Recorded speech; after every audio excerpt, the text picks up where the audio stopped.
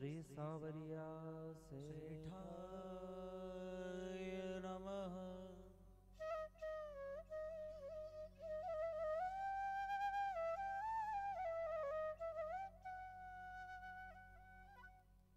गावो में यह कृतः संतो, गावो में संतो प्रतिष्ठितः।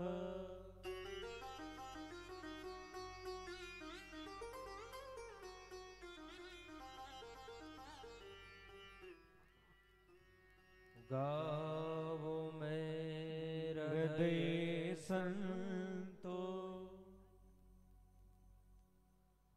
गवा मध्ये वसाम्यहम्।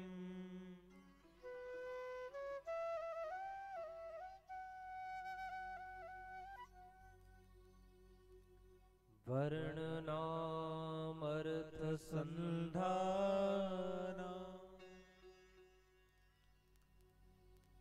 रसानां छन्दसामपि।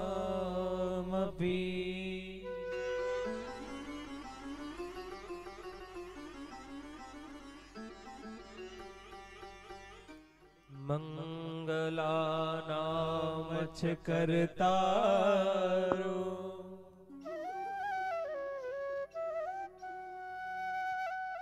वन्दे वाणी विनायको देहम्। विशालं ज्ञानिना सकल गुण निधानं वानराणामधीशम्। रघुपति प्रिय भक्तं वात जातं नमामि। चतुर्विश्च चतुर्विश्च चतुर्विश्च श्री गोलोकर्मेवा।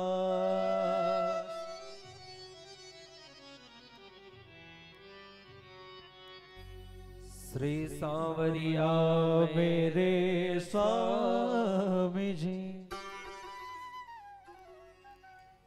मैं सांवरिया तेरो दास।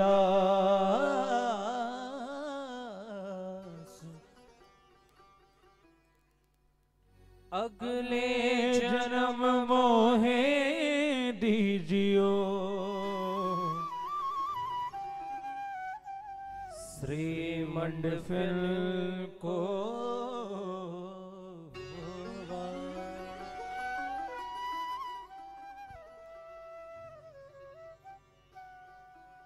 बोलिए सांवरिया सेठ की जय हो। जगत जननी गो माता की जय हो।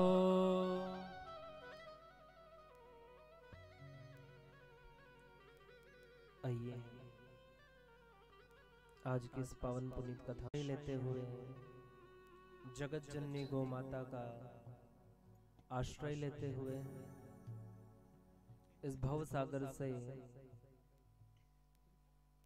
उस वैतरणी से पार करने वाली जगत जननी गौ माता का आश्रय लेते हुए, इष्ट का आश्रय लेते हुए आइए हम इस कीर्तन के माध्यम से उस जगत जननी गौ माता की पावन पुनीत कथा श्रीमद् भागवत कथा में प्रवेश करेंगे। बोलिए जगत जननी गौ माता की जय। गौ माता जय गोपाल भक्त वत्सल, जय गोपाल भक्त वत्सल प्रभु दीन दयाल।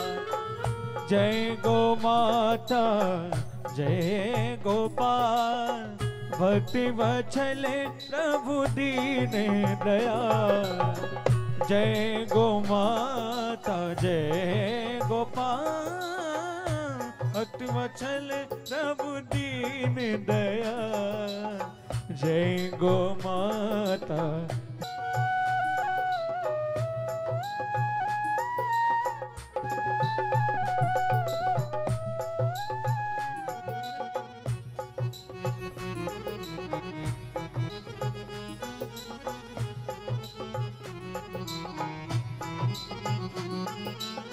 सारे जगत की है रखवार। जय गो माता जय गोपाल। सारे जगत की है रखवार। जय गो माता जय गोपाल। जय गो माता जय गोपाल। भक्त वत्सल प्रभु दीन जय गो माता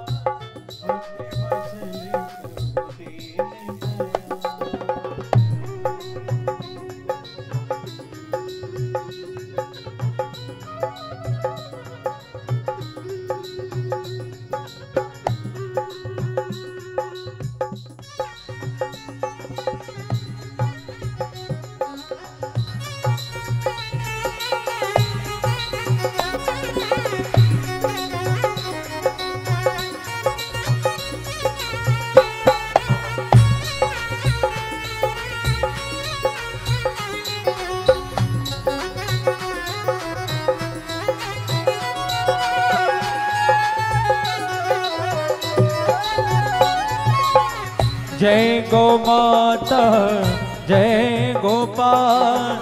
भक्त वत्सल प्रभु दीन दयाल। जय गो माता जय गोपाल। भक्त वत्सल प्रभु दीन दयाल। जय गो माता जय गोपाल। भक्त वत्सल प्रभु दीन दयाल।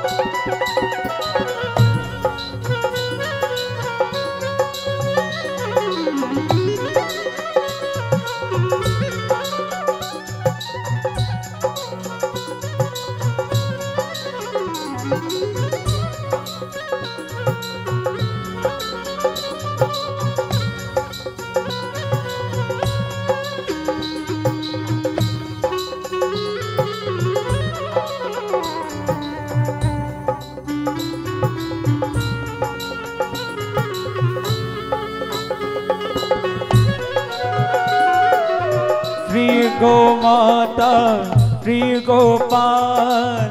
भक्त वत्सल प्रभु दीन दयाल। श्री गो माता श्री गोपाल। भक्त वत्सल प्रभु दीन दयाल। जय गो माता जय गोपाल। भक्त वत्सल प्रभु दीन दयाल। जय गो माता जय गोपाल। भक्त वत्सल प्रभु दीन दयाल।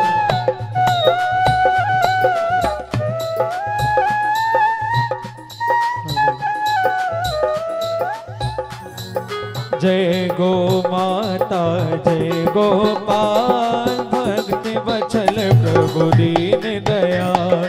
जय गो माता जय गोपाल। भक्त वत्सल प्रभु दीन दयाल। भक्त वत्सल प्रभु दीन दयाल। भक्त वत्सल प्रभु दीन दयाल। बोलिए जगत जननी गो माता की जय हो। हरि परात्पर परब्रह्म पूर्ण ब्रह्म सृष्टिकर्ता पालनकर्ता संहारकर्ता सर्वेश्वर सर्वनिहंता सर्वव्यापी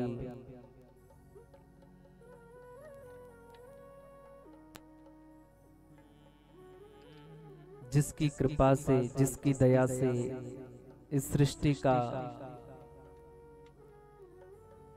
उद्गमन हुआ है, पालन पोषण और संभार हो रहा है, ऐसे परम दयालु परम कृपालु श्री सांवरिया सेठ के पावन चरणों में कोटिश वंदन दंडवत प्रणाम।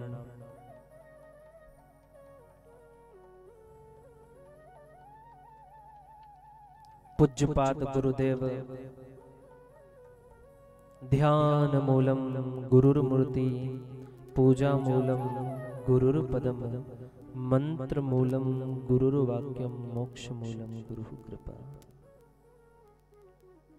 पूज्यपाद गुरुदेव अंतर्राष्ट्रीय रामस्नेही संप्रदाय के पीठाधीश्वर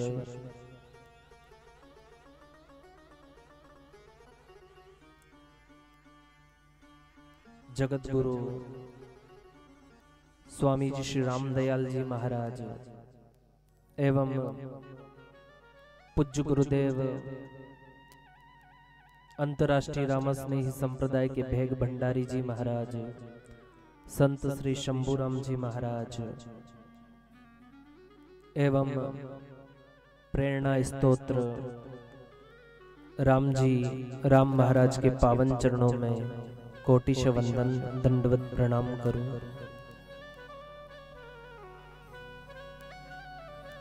जगत जननी गो माता के पावन चरणों में कोटिश वंदन प्रणम्य निवेदन।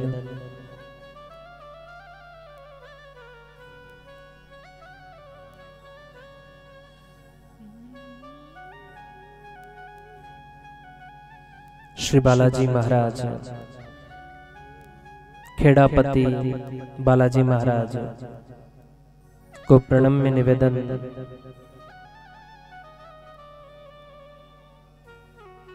बालाजी महाराज से प्रार्थना करता हूं कि हे बालाजी महाराज, इस कथा के संरक्षक बनकर के, इस कथा के व्यास बनकर के आप स्वयं इस कथा अमृत को भक्तों को पान करवाए। हे बालाजी महाराज,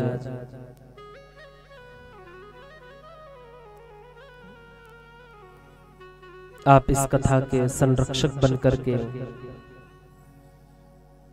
निर्विघ्नता पूर्वक इस अनुष्ठान को पूर्ण करें। इस क्षेत्र के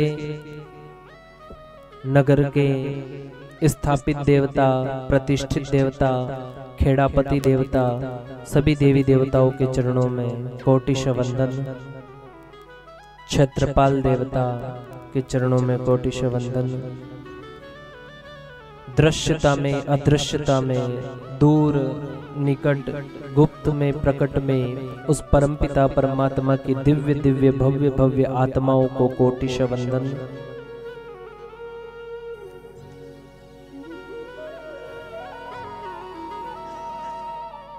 इस नगर के, इस क्षेत्र के सभी ब्राह्मण देवता, भू देवता, स्थानीय ब्राह्मण देवता के पावन चरणों में मेरा कोटिश वंदन प्रणम्य निवेदन।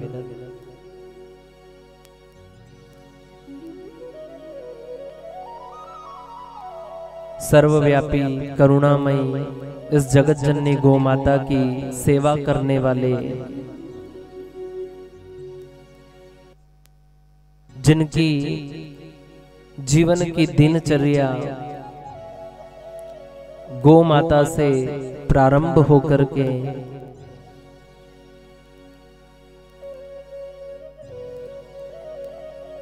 रात्रिकालीन गौ माता की सेवा पर पूर्ण होती है। ऐसी गौ माता की सेवा करने वाले सभी सेवादारों का मेरा कोटिश वंदन प्रणम्य निवेदन।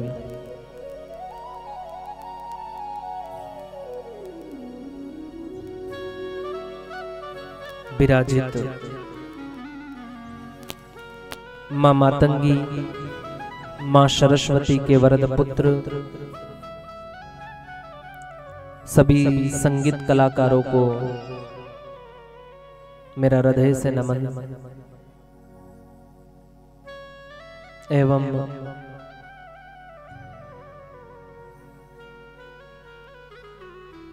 विराजित पिता तुल्य, माता तुल्य, भाई बहन तुल्य विराजित भक्तगण के पावन हृदय में विराजमान मेरे सांवरिया सरकार की वांगमयी छवि को कोटिश वंदन करते हुए, प्रणम्य निवेदन करते हुए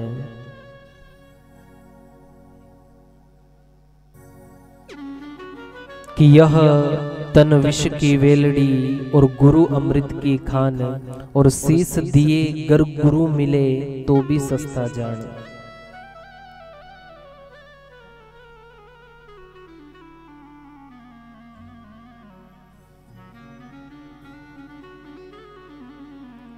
ये धरा पावन धरा है।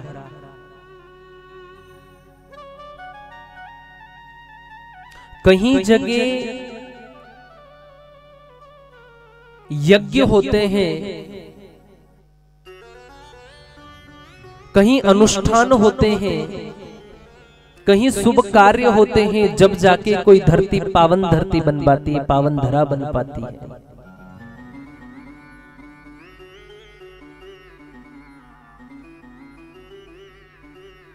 क्योंकि वो पावन धरा इसलिए बन जाती है क्योंकि यज्ञ में, अनुष्ठानिक कर्म में, सत्संग में, धार्मिक आयोजन में मेरे प्रभु का आगमन होता है, मेरे भगवान का आगमन होता है। तो जहां पर भगवान का आगमन होता है, जिस धरती पर भगवान का आगमन होता है, वह धरती अपने आप में पावन धरती बन जाती, पावन धरा बन जाती है। अपन कहते हैं कि द्वारिका पावन धरा है, द्वारिका पावन धरा है, बद्री विशाल पावन धरा है, रामेश्वरम पावन धरा है, केदारनाथ पावन धरा है, गंगोत्री पावन धरा है, क्योंकि वहां पर भगवान का प्राकट्य हुआ है, भगवान स्वयं वहां पधारे, इसलिए पावन धरा है वो। लेकिन जहां तक वो कथांक में वर्णित है कि जिस धरती पर, जिस धरा पर स्वयं जगत जननी गौ माता विचरण करती है, भ्रमण करती है, उस गौ माता के रोम रोम में 33 कोटि देवी देवता निवास करते हैं। जहां जगत जननी गौ माता विचरण करती हो, जहां जगत जननी गौ माता भ्रमण करती हो, वो धरती अपने आप में पावन धरा बन जाती है।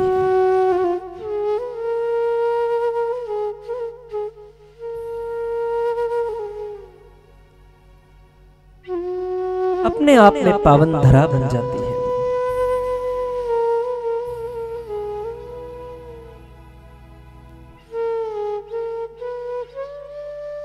हम किसको मानते हैं? हम राम को पूजते हैं, हम कृष्ण को पूजते हैं, हम राम को पूजते हैं, हम कृष्ण को पूजते हैं, हम महाराणा प्रताप को पूजते हैं। लेकिन जिन राम और कृष्ण ने और महाराणा प्रताप ने जीवन भर गौ माता के लिए सेवा करी, अपने जीवन को समर्पण कर दिया, अपने जीवन को न्योछावर कर दिया, उस गौ माता को हम नहीं समझ पाते।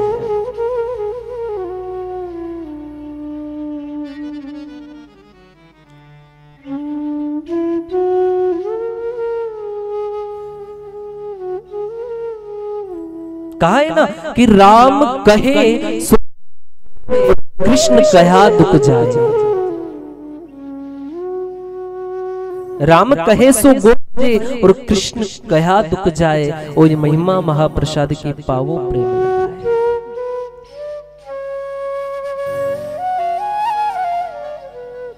महाराज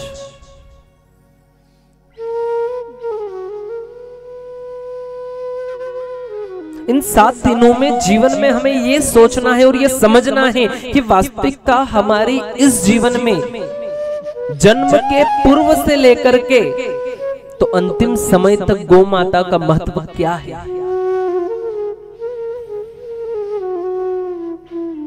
गौ माता का महत्व क्या है।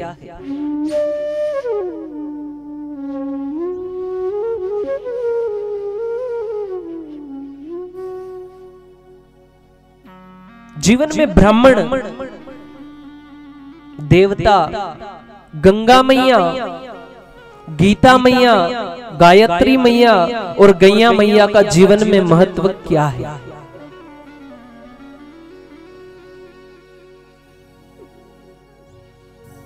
ब्राह्मण की सेवा से क्या फल प्राप्त होता है। गंगा मैया में स्नान करने से किन पापों से मुक्ति मिलती है। गीता जैसे शास्त्र को पढ़ करके बच्चों के भविष्य को कैसे सुधारा जा सकता है।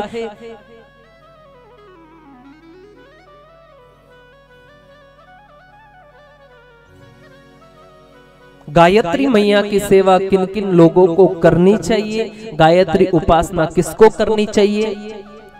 और गैया मैया की सेवा करने से इस जगत चराचर संसार से मुक्ति कैसे मिलती है।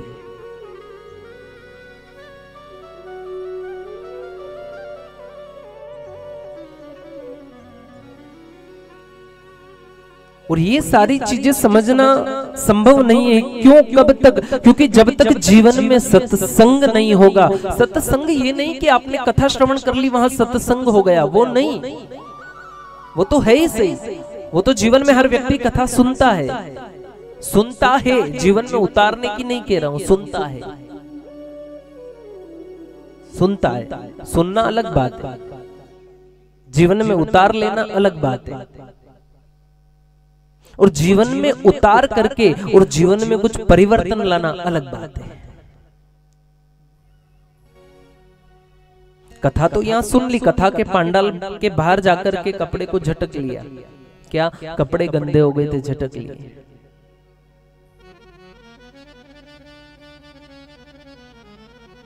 सर्वप्रथम अगर जीवन में कथा को उतारना है तो सबसे पहले मन को निर्मल बनाना पड़ेगा। मन में कोई विकार ना हो, मन में कोई ऐसा दुर्भाव ना हो, मन में किसी के प्रति वैर भावना ना हो, मन में कभी कोई संशय न हो। और व्यक्ति के जीवन में एक ही संशय है और वह संशय ये है कि क्या कथा से उद्धार हो सकता है। क्या कथा से उद्धार हो सकता है। क्या जीवन में भागवत से उद्धार है। क्या भगवान है। क्या भगवान है। ये मन में संशय है। क्या है ये मन में संशय है। और व्यक्ति भटका हुआ है दुनिया में, भगवान को पाना चाहता है लेकिन भटका हुआ है। कहीं ना कहीं विचार करता है कि यज्ञ करूं तो भगवान मिलेगा, अनुष्ठान करूं तो भगवान मिलेगा, या सत्संग सुनूं तो भगवान मिलेगा, या भजन करूं तो भगवान मिलेगा। भगवान मिलेगा किस विधि से।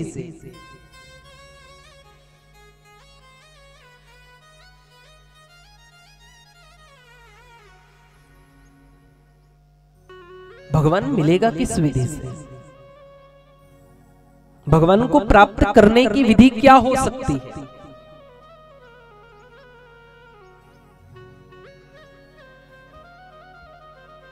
तो सबसे पहले मन को निर्मल बनाना पड़ेगा।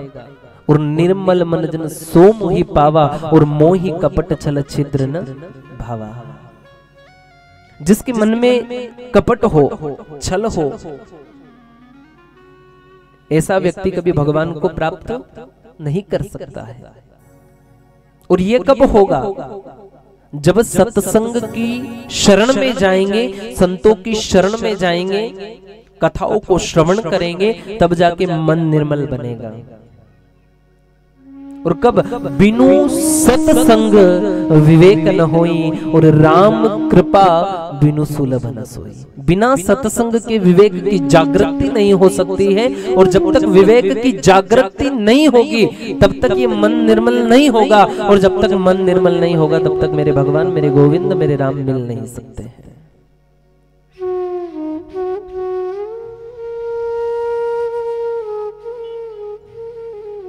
राम को पाना है, राम को पाना है, उस ईश्वर को पाना है, उस सांवरिया सेठ को पाना है, तो सर्वप्रथम उस जगत जननी गौ माता की शरण में जाना है।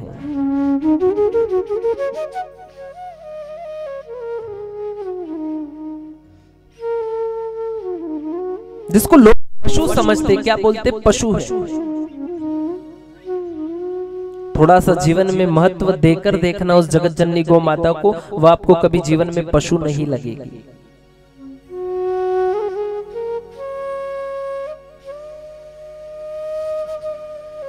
महाराज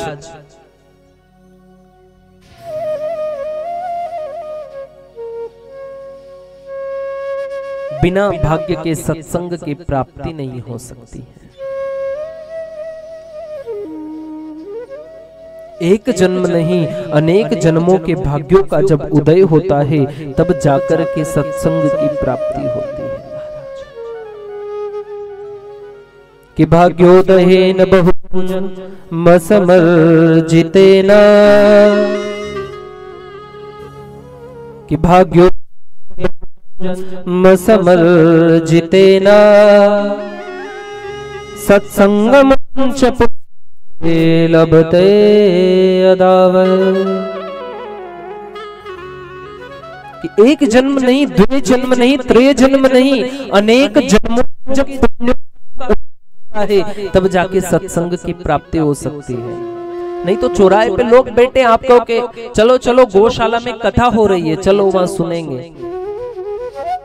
आप कह दो, वो घर से निकल भी जाएगा ना तो शायद उसके भाग्य में नहीं होगी, तो रास्ते में ही फोन आ जाएगा, कलयुग की घंटी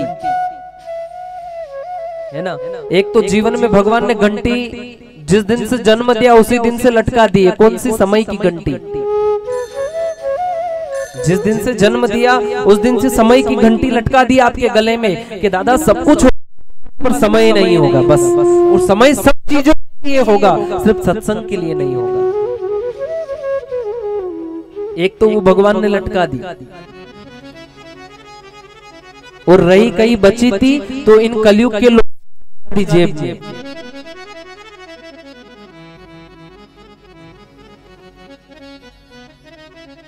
है या नहीं? कि एक घड़ी आधी घड़ी, आदि में पुनियाद, कि एक घड़ी आधी घड़ी, आदि में पुनियाद। तुलसी संगत साधु की हरे कोटि अपराध। भगवान ने कहा कि एक घड़ी, एक घड़ी किसको कहते हैं? एक घड़ी यानी 24 मिनट। ज्योतिष में 24 मिनट को एक घड़ी कही गई। एक घड़ी आधी घड़ी, क्या कहा है? बड़ा सुंदर कहा है, सुंदर बात कही है कि एक घड़ी आधी घड़ी। लोगों को समय नहीं है तो भगवान कहते एक काम कर, एक घड़ी आधी घड़ी, कि एक घड़ी दे दे। तो एक घड़ी यानी कितने? 24 मिनट। अरे 24 मिनट में कैसे दे पाऊंगा? मेरे पास 24 मिनट का तो छोड़ो, भोजन करने इतना समय नहीं है। तो फिर भगवान ने कहा एक घड़ी आधी घड़ी। आधी घड़ी यानी 12 मिनट। के कम कर 24 नहीं दे सकता तो 12 दे दे। 24 नहीं दे सकता तो 12 दे दे। तो इस कलयुग के व्यक्ति ने क्या कहा कि भगवान, हे प्रभु, हे ठाकुर, हे गोविंद, मेरे पास आधी घड़ी का भी समय नहीं है, मेरे पास आधी घड़ी का भी समय नहीं है। 12 मिनट का समय भी भगवान के लिए हमारे पास नहीं है, तो फिर क्या कहा कि एक घड़ी आधी घड़ी और आधी में पुनियाद।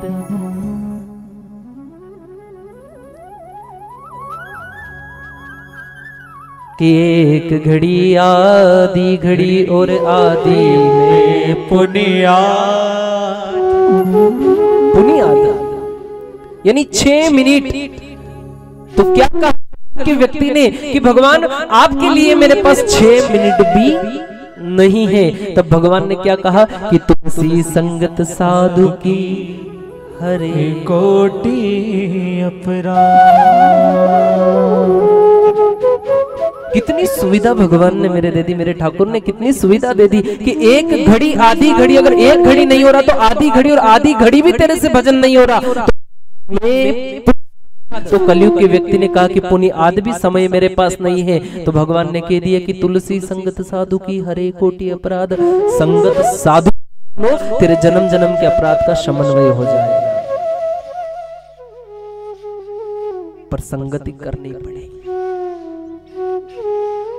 और वास्तविकता इस चीज का ध्यान रखना, जिसने अच्छा संग कर लिया वो बच गया है, और जिसने अच्छे संग को छोड़ वो चला गया है।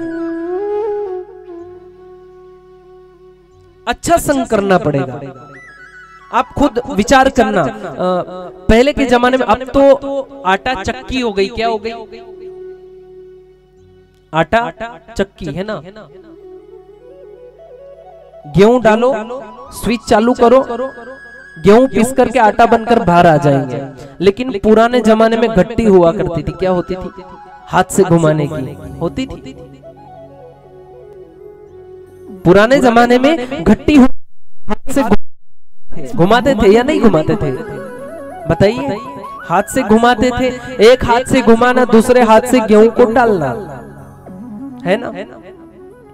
एक हाथ से माता बहनें घुमाती थी और एक हाथ से गेहूं को डालती थी। ये चने की दाल बनाते तो चने डालते थे, सही है या गलत है? आटा बनाना होता तो गेहूं डालते थे, घुमाते थे। विचार करिएगा कि जहां पर गेहूं डालते थे वहां पर एक खूंटी थी लोहे की लगी हुई। नए लोगों ने तो नहीं देखी होगी, लेकिन पुराने लोगों को पता है। थोड़ा सा विचार करना कि जिन जिन गेहूं ने उस खूंटी का सहारा छोड़, वो पीस करके बाहर हो गए।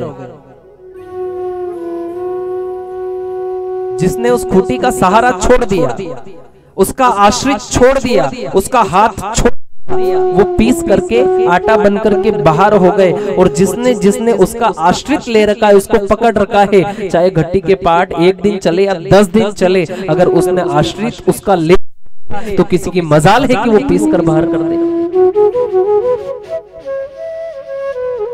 जिसने गुरु को छोड़ दिया, जिसने भगवान को संसार की चक्की में पीस करके और बाहर हो गया है, और जिसने उस प्रभु का आश्रय ले लिया है, सद्गुरु लिया है, तो किसी की मजाल है जो इस संसार की चक्की में पीस दे, वह परमपिता परमात्मा उसको वैकुंठ में बुलाएंगे। आश्रय, आश्रय लेना,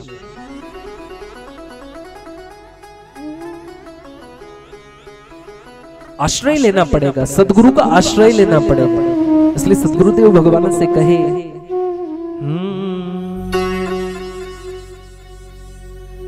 वंद हे हो में वंदन,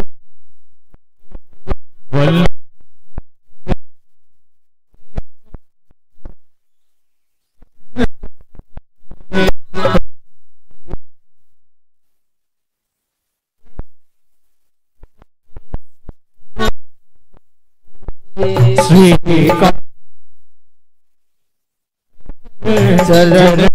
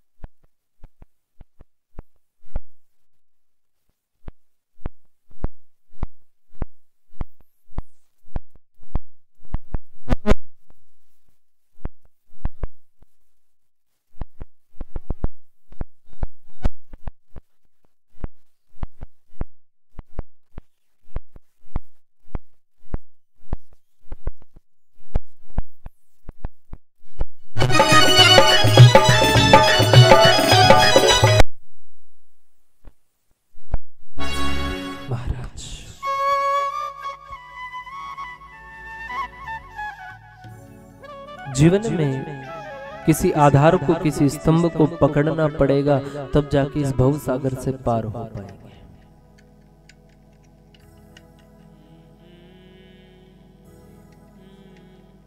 और वास्तविकता कई लोगों का ऐसा कहना रहता है कि महाराज कथा में तो आवी जावा, पर कथा में आवता ही मने नींद आ गई। कथा में तो आ जावा, पर कथा में आवता ही निद्रा देवी समर्पयामि। नींद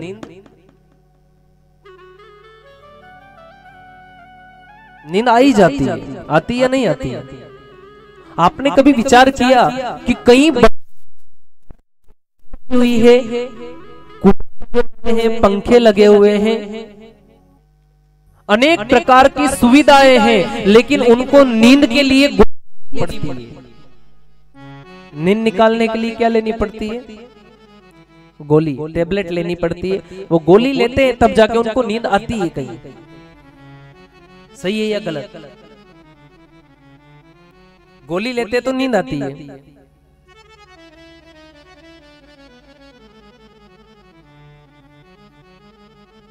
पैसे तब पंखे होते हैं, पैसे लगते हैं तब गादियां आती है बड़ी बड़ी, पैसे लगते हैं तब गोली आती है। यहाँ ना तो कोई पैसा लग रहा है, ना कुछ नहीं लग रहा है, ना तो यहाँ कोई एसी लगी हुई है। हो गई क्या बात है? महाराज जी कोई बात नहीं, बात सिर्फ इतनी सी बड़ी कि चिंता सता रही है, चिंता सता रही है।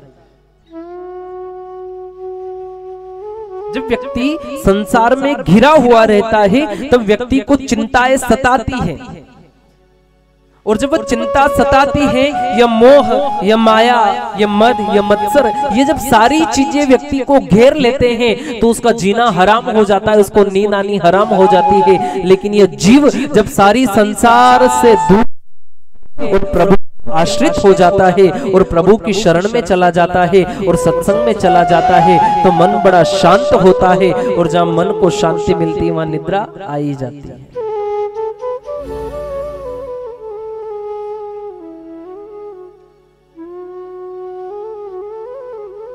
और सबसे बड़ा दुख का विषय यही है, व्यक्ति सारी चीजें जीत सकता है लेकिन मन को नहीं जीत पाता है। ये मन है ना, मेरा मन बड़ा चंचल है, कैसे तेरा भजन करूं। मन बड़ा चंचल है। और वास्तविकता जीवन में व्यक्ति यही उलझा हुआ है।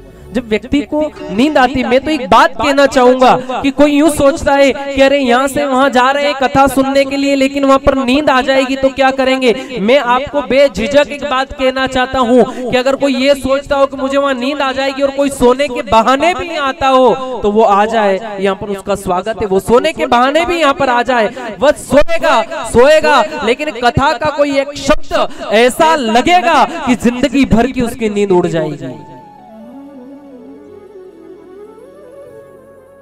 जिंदगी भर की उड़ जाएगी।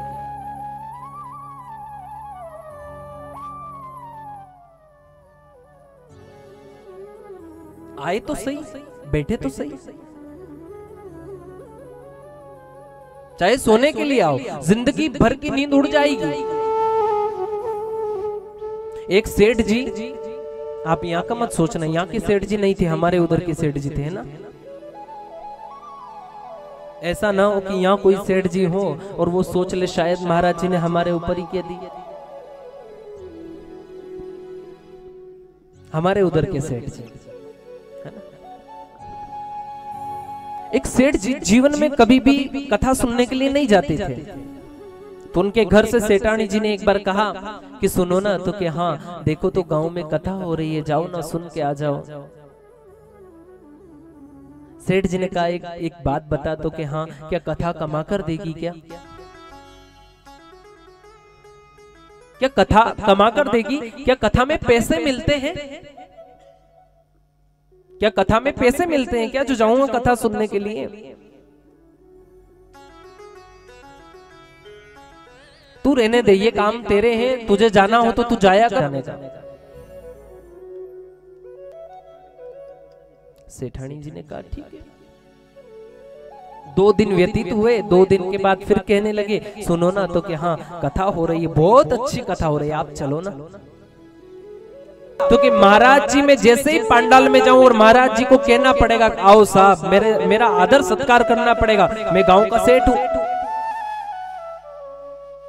सेठानी ने कहा अभी ये कहां से बला आई,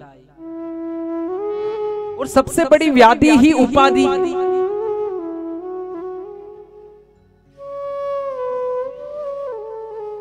मन की व्याधि उपाधि है, मन की व्याधि गादी है।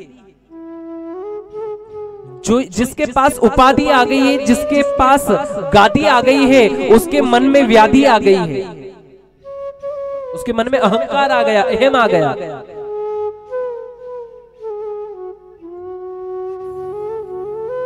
उसके अंदर अकड़ता आ गई, वो झुकना नहीं जानता है।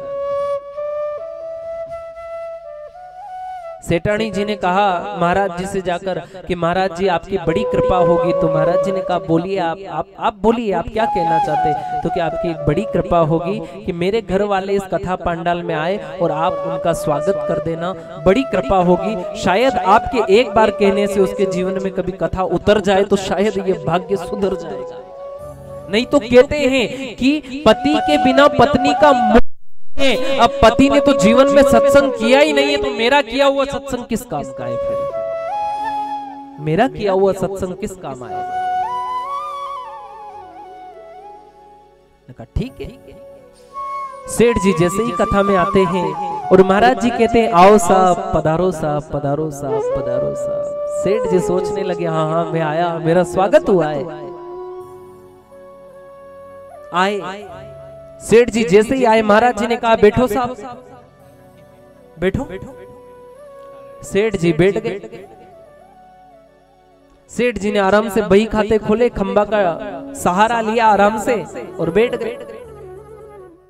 अब कब लिखते लिखते कब सेठ जी की नींद लग गई पता नहीं चला। कथा तो गई और नींद लग गई। और जब नींद लगी और नींद कब खुली, जब शाम को आरती होने लगी तब सेठ जी की नींद खुली। और सेठ जी की नींद खुली तब महाराज जी ने व्यासपीठ से कह दिया उठो साहब। सेठ जी ने कहा क्या बात है, कथा पूरी हो गई? तो क्या हाँ, सेठ जी को कहा महाराज जी ने जाओ साहब। सेठ जी ने अपने बही खाते संभाले, डायरिया संभाली, सारी कपड़े में लपेटी और लपेट करके दबा कर चल दिए सेठ जी। घर गए, घर जाकर सेठानी ने पूछा आपने आज कथा सुनी थी? तो कि हाँ सुनी तो थी। तो क्या सुना? तो कि ये सुना था कि आओ साहब। तो कि हाँ, फिर क्या सुना? तो बेटो साहब। तो फिर आगे कथा कितनी अच्छी थी। तो कथा का तो पता नहीं, जाते से उनने कहा बेटो साहब सहारा आराम से अच्छे से मिल गया तो नींद आ गई। तो फिर एक बात सुनी थी तो क्या? तो कि उठो साहब। तो फिर क्या सुने? फिर यही सुना कि जाओ साहब। सेठानी ने कहा अच्छे किस्मत फूटे रे, कहां तेरे पाले पड़ी। बड़ी मुश्किल से जतन करके, बड़ी मुश्किल से सब प्रयास किए और प्रयास करने के बाद आपको कथा में भेजा और वहां जाके ही सो गया। यही सुना। सेठानी ने कहा कि ध्यान मूलम गुरुर्मूर्ति, पूजा मूलम गुरुर्पदम, मंत्र मूलम गुरुर्वाक्यम, मोक्ष मूलम गुरुर्कृपा। कि सेठ जी आज एक काम करिए कि आज आपको पूरी रात सोना नहीं है, आज आपको ये बही खाते छोड़ना है। अगर आप चाहते हो कि आप कल का सत्संग श्रवण ना करने जाना पड़े तो आज की रात आपको मुझे देना पड़ेगी। सेठानी ने कहा तो क्या? तो कि लो और बैठ जाओ, भगवान का भजन करो। तो क्या भजन करूं, सीखा कुछ नहीं। तो कि कुछ मत बोलो, इस माला को लेकर बैठे बैठे बोलो आओ साहब, बैठो साहब, उठो साहब ने, जाओ साहब, यही बोलो। पर क्योंकि ये मंत्र भी अगर व्यासपीठ से मिल गया तो शायद जीवन में कुछ सुधार आ जाएगा। ध्यान लगाओ गुरुदेव का। ध्यान मूलम गुरुर्मूर्ति, पूजा मूलम गुरुर्पदम, मंत्र मूलम गुरुर्वाक्यम, मोक्ष मूलम गुरुर्कृपा। ध्यान लगाओ, बैठो। सेठ जी ने हाथ में माला ली और माला लेकर चालू हो गए बैठे बैठे। अच्छी कम्बल ओढ़ ली पूरी तरह से, चारों तरफ से कम्बल ओढ़ करके माला लेकर बैठे हैं अपने कमरे में। और कमरे में बैठे तो क्या बोल रहे हैं? हाथ में माला है, मुंह पर एक ही शब्द चलते रह रहे, रट रहे हैं एक बात, क्या? कि आओ साहब, बैठो साहब, उठो साहब, जाओ साहब, आओ साहब, बैठो साहब, उठो साहब, जाओ साहब, आओ साहब, बैठो साहब, उठो साहब, जाओ साहब, यही बोल रहे। और क्या योग थे। सेठ जी के घर में चोर घुसे और सेठ जी के घर में जैसे ही चोर ने खिड़की खोली और सेठ जी का कहना हुआ, चोर जान गए कि सेठ जी जग रहे थे, गलत जगह हाथ मार दिया। एक चोर ने कहा दूसरे से कि बुलाया है तो चुपचाप चल चलो, सेठ जी ने देख लिया है। और जैसे ही चोर अंदर गए, सेठ जी ने कहा बेटो साहब। सेठ जी तो आंखें बंद है, चारों तरफ से कम्बल को ओढ़ रखा है और जाप कर रहे हैं। ये चोर को पता नहीं है। चोर ने सोचा कि देख तो लिया, अब सेठ जी बोल रहे बेटो, नहीं तो अभी हंगामा हो जाए और लोग मारेंगे, तो क्या किया जाए? तो कि बैठ जाओ। सब चोर बैठ गए। थोड़ी देर बाद सेठ जी ने कहा उठो साहब। चोर घबराने लगे, अब तो मार पड़ी, अब तो आज तो पूरे बाजार में ले जा करके सबके सामने पीटेंगे, चोरी पकड़ा गई। सेठ जी ने कहा उठो साहब। चोर उठे और सेठ जी ने कहा जाओ साहब। और चोर ने जैसे ही सुना खिड़की खोली और जो दौड़ लगाई। सेठ जी को पता चला, अरे मेरे घर में चोर हंगामा हुआ, पूरे नगर उठ गए, कहने लगे कि चोर गए कहाँ? तो क्या आए थे इसी खिड़की से। और मैंने कहा जाओ साहब, तो वो दौड़ कर गए। तब मुझे पता है सेठानी ने कहा याद रखना कि आज सिर्फ इतने से मंत्र से आपके घर में चोरी होती हुई बच गई है, तो जीवन पर्यंत अगर उस भगवान का संकीर्तन करोगे, भगवान का भजन करोगे, भगवान के नाम का जाप करोगे, तो ये जीवन की चोरी हो रही है ना, ये भी बच जाएगी अगर उस नाम से।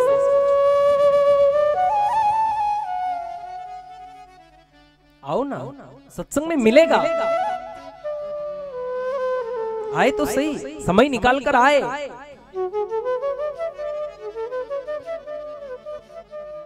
पर हमारे पास वो भी समय नहीं है।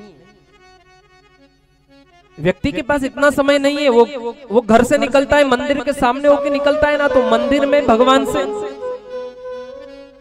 बाहर से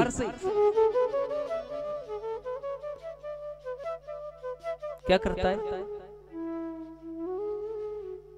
वाह, आपके पास इतना भी समय नहीं कि आप मंदिर में जाकर के 2 घड़ी बैठ पाए,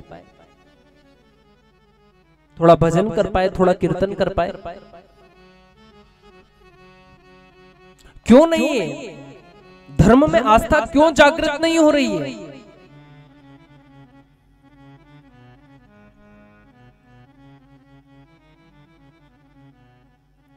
आप विचार करते हैं कि आपकी संतान के अंदर संस्कार ऐसा होना चाहिए, महाराज जी मेरी औलाद ऐसी होनी चाहिए, ऐसी होनी चाहिए कि वह जीवन पर्यंत हमारी सेवा करे, ऐसी औलाद होनी चाहिए। जब आप अगर ऐसी संतान चाहते हो तो आपके अंदर भी ऐसे संस्कार लाने पड़े।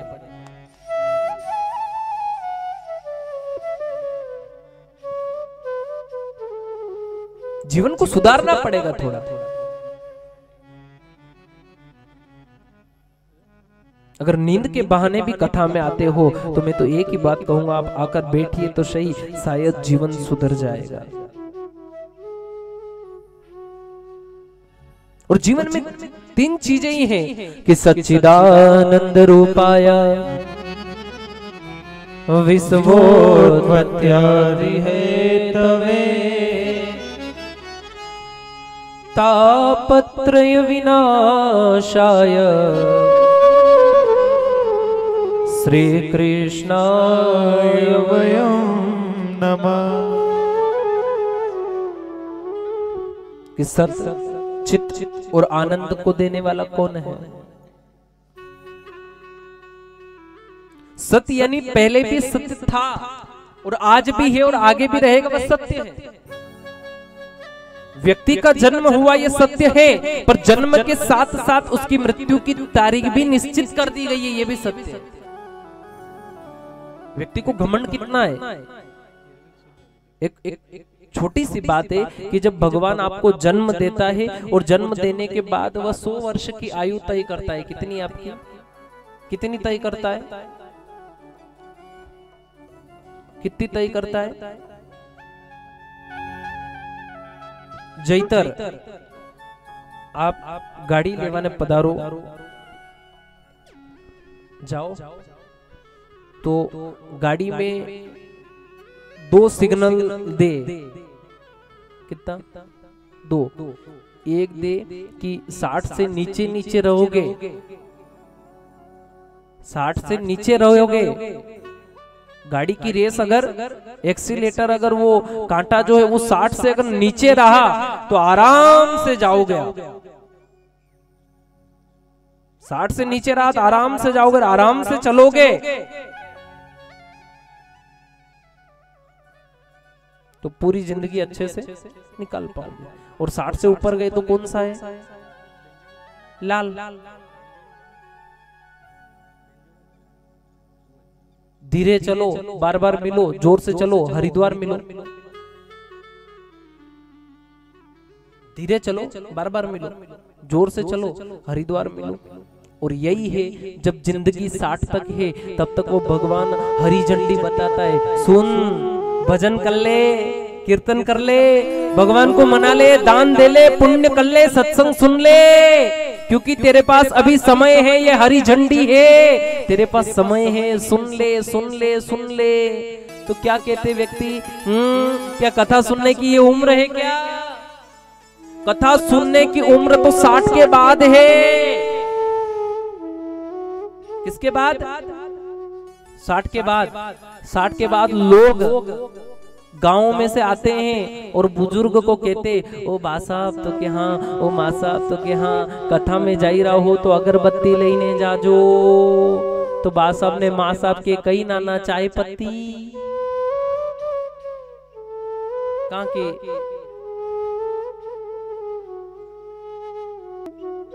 इनसे सुनाई नहीं दे रहा, इनसे दिखाई नहीं दे रहा है, इनसे चलाया नहीं जा रहा है, और फिर वो कथा में आ रहे हैं।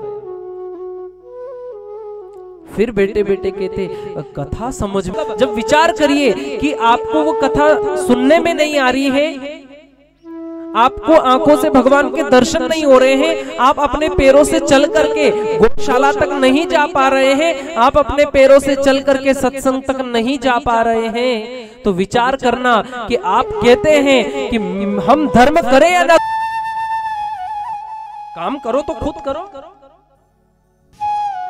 किसी के आश्रित होकर क्यों? आप 3 बार कहते हैं बेटे को, बेटा गौशाला में कथा हो रही, वहां पे छोड़ के आजा। बेटा 1 बार नहीं सुनेगा, 2 बार नहीं सुनेगा, 3 बार में जाके सुनेगा और आपको छोड़ेगा। जब आपके 3 बार कहने पर वो धार्मिक आयोजन में आपको छोड़ने के लिए जा रहा, तो आपके जाने के बाद क्या वो धर्म करेगा? खुद करो। छोटा सा लोग कहते हैं, कहीं का कहना रहता है, हम कहते प्रेरित करते हैं, आप थोड़ा सा धर्म करें, आप थोड़ा सा दान दें, आपके पास इतना है, किस काम का है? किस काम का? जब व्यक्ति अंतिम समय में सब सारी चीजें यहीं की यहीं छोड़कर जाता है ना, तो उसकी औलाद अपने पिता के पीछे, अर्थी के पीछे चिल्लर इकट्ठी करके उड़ाती है। क्या कहते? चिल्लर। कई वना भाषा है, चिल्लरेज बेरी करी होगा, जिंदगी भर के नोट भी करिया था।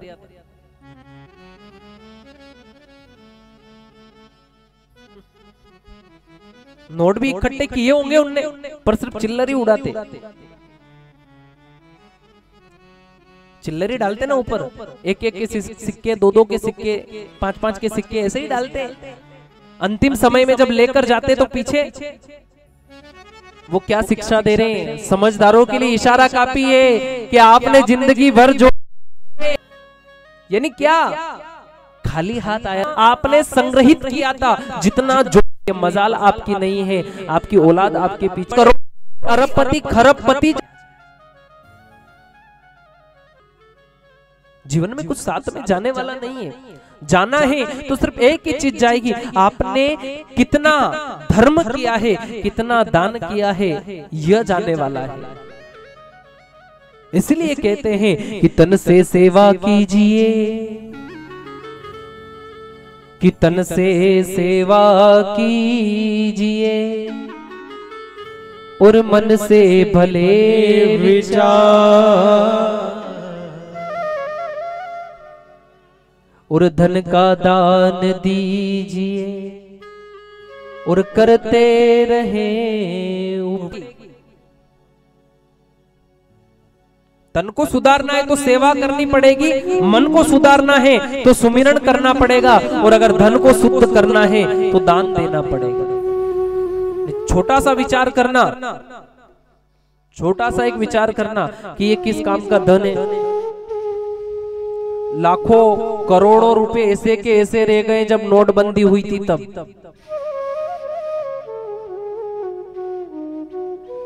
उन नोट को अभी ठंड में आप जला के और हाथ सेको तो भी कुछ काम के नहीं, क्योंकि वो सामने भी निकाल सकते आप। अरबपति खरबपति करोड़पति लोगों के पास कमरे के कमरे भरे के भरे रह गए पैसे के। सिर्फ इतना सा कहना हो, जिनके पास था, जिसने अक्ल लगाई उसने दूसरों के अकाउंट फुल कर दिए, उसके काम नहीं आया।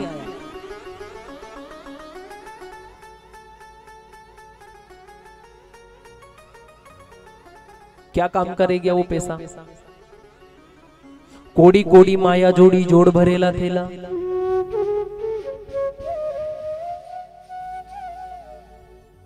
किस काम का रह गया वो पैसा? कुछ काम आया वो पैसा?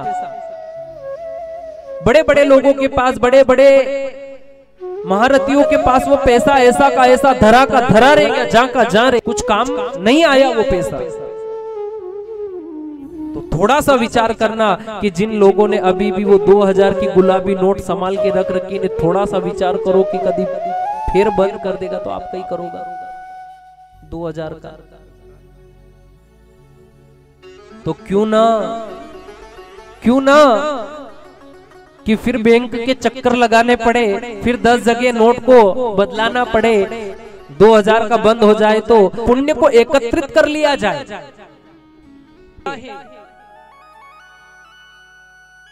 कभी आपके जीवन पर्यंत मरने के बाद साथ अथवा आप अंतिम समय में जब आप इस शरीर को छोड़ेंगे, तब घर परिवार बड़े बड़े बुजुर्ग लोग उस गोमय का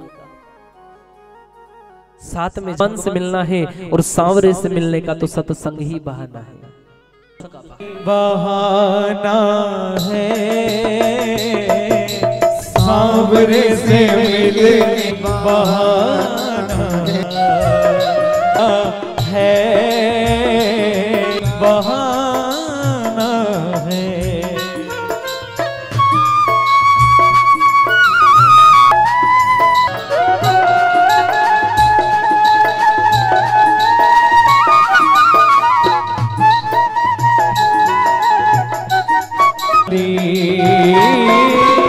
मेरा गिरधारी गिरधारी विष भरे प्याले को, विष भरे प्याले को अमृत का बनाना है। साफ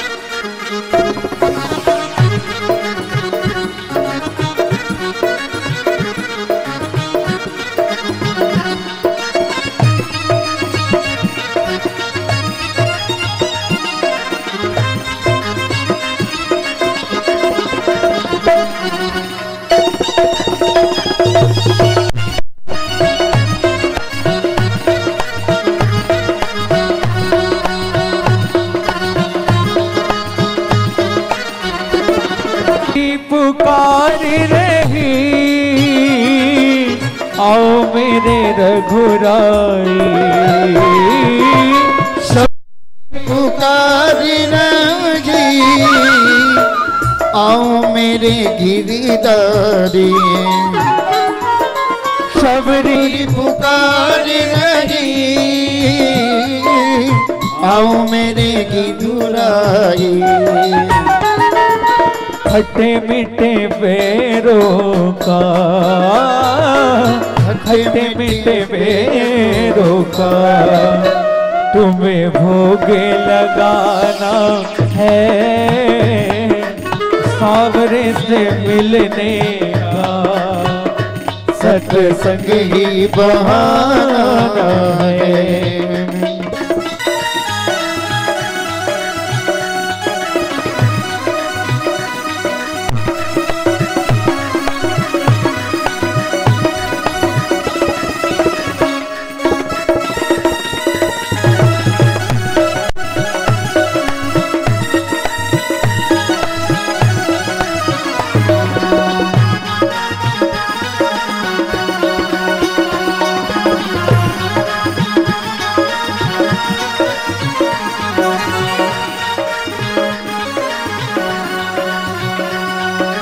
द्रौपदी पुकार भी, आओ मेरे बनवारी। द्रौपदी पुकार रही, आओ मेरे बनवारी। द्रौपदी पुकार रही, आओ मेरे बनवारी। चिर बड़ा जाओ मेरा, हावरे से मिलने का सत्संग ही बहाना है।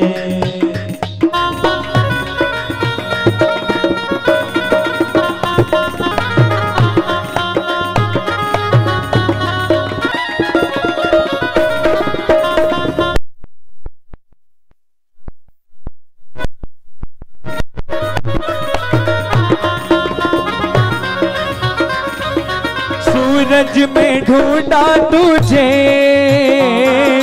चंदा में पाया है। ढूंढा तुझे, चंदा में पाया है। ढूंढा तुझे, चंदा में पाया है। सूरज में ढूंढा तुझे, चंदा में पाया है। तारों की टिम टिम में, तारों की टिम टिम में मेरे शाम का ठिकाना है। सांवरे से मिलने का सत्संग ही बहाना है। मिल जाए सांवरिया, मेरा दिल तो दीवाना है। सांवरे से मिलने का सत्संग ही बहाना है।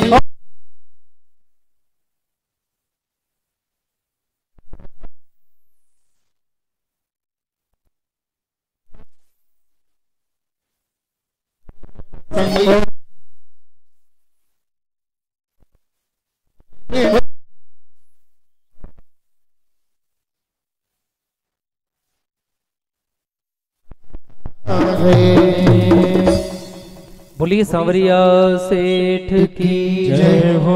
हमारा सेठ सांवरिया सेठ, हमारा सेठ सांवरिया सेठ। देखिए, जिसका सेठ सांवरिया सेठ हो वो ही बोलेगा, बाकी खुद सेठ है वो नहीं बोले। है ना? मेरा तो ये मानना है कि सेठों में सांवरिया सेठ ने बाकी सब डुप्ली। तो हमारा सेठ, हमारा सेठ, सांवरिया सेठ, हम सबका सेठ, सांवरिया आपका सेठ। सांवरिया सेठ। तो बड़े प्रेम से, बड़े भाव से दोनों हाथ ऊपर करके बड़े प्रेम से और बड़े भाव से बोलिए सांवरिया सेठ जय हो। बोलिए सांवरिया सेठ की जय हो। बोलिए सांवरिया सेठ की जय हो।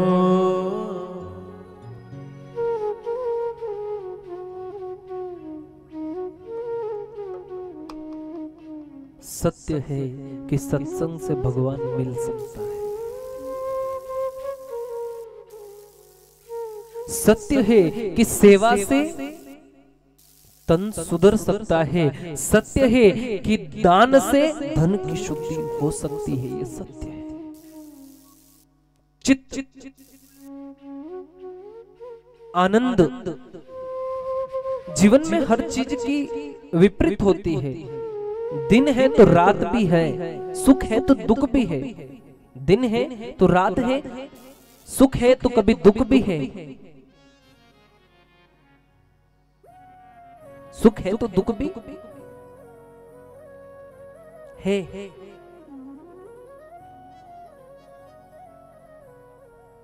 एक सिक्के के दो पहलू हैं,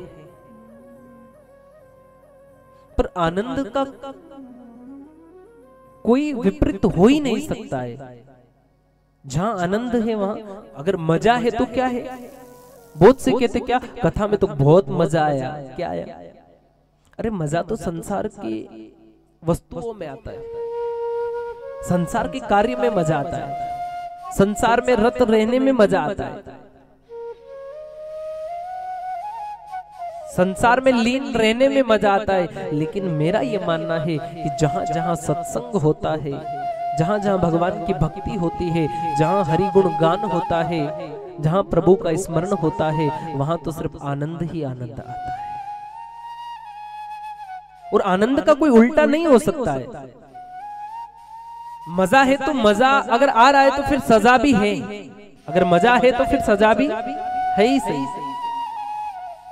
लेकिन आनंद का कोई विपरीत हो ही नहीं सकता है। जहां आनंद आता है, आनंद के बाद महा आनंद की अनुभूति होती है। और जब आनंद आया और आनंद की अनुभूति होने लग जाती है, तब वह परमानंद स्वयं आ ही जाता है।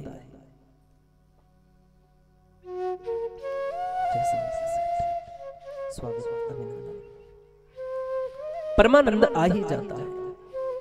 परम आनंद, वही परमानंद है। आनंद, महाआनंद और परम आनंद।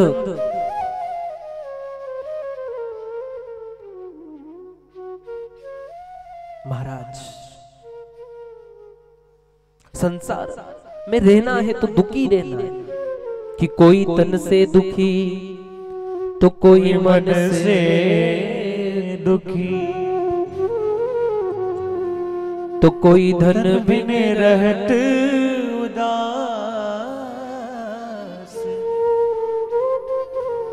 और थोड़ा थोड़ा सब दुखी, सुखी राम का दास। कि कोई तन से दुखी। तन का दुख क्या? लोगों के पास हजारों रुपए हैं, करोड़ों रुपए, अरबों रुपए, तिजोरियां भरी की भरी है, लेकिन वो व्यक्ति जब डॉक्टर के पास जाए और डॉक्टर बोल दे कि साहब आपको मीठा नहीं खाना है, आपको शुगर है, आपको डायबिटीज है, तो आपको घी नहीं खाना है, आपको मीठा छोड़ना पड़ेगा, आपको सब चीजों में लिमिट रखनी पड़ेगी। धन की तिजोरियां भरी हुई है, लेकिन खाने पीने पर लिमिट हो गई, तन का दुख हो गया। और तन का दुख हो गया तो वो पैसा किस काम का है? ऐसा पैसा किस काम का है कि जहां आप कुछ खा नहीं सकते, आपकी स्वेच्छा से आप कुछ खा नहीं सकते, मीठा खा लो तो डॉक्टर के पास जाओ, मीठा खाओ तो डॉक्टर के पास जाओ। आपकी तिजोरी माइनस में, डॉक्टर प्लस में। सही है गलत? डॉक्टर के पास जाना पड़े। तो वो तन का दुख है, पैसा है, पर वो पैसा किसी काम का नहीं है, क्योंकि शुगर जीवन पर्यंत अच्छी हो ही नहीं सकती।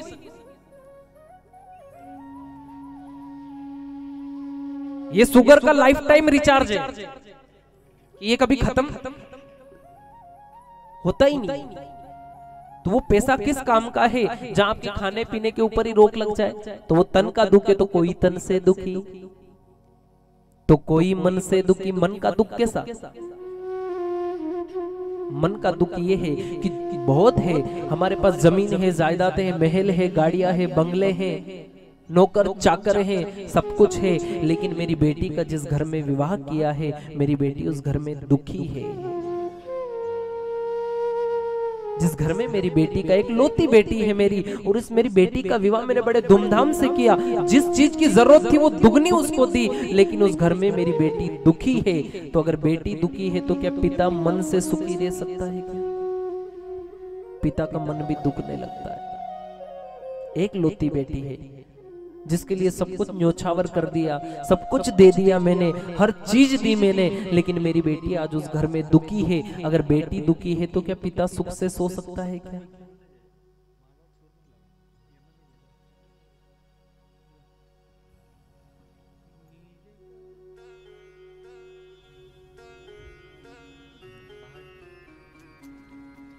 और वास्तविकता, पिता अपने बालक से बिछड़कर सुख से कभी ना सो सकता,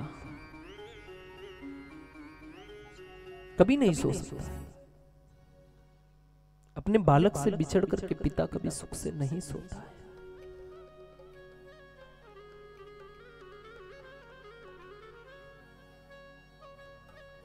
दुख होता है पिता को, बेटी के दुख पर दुख होता है पिता को,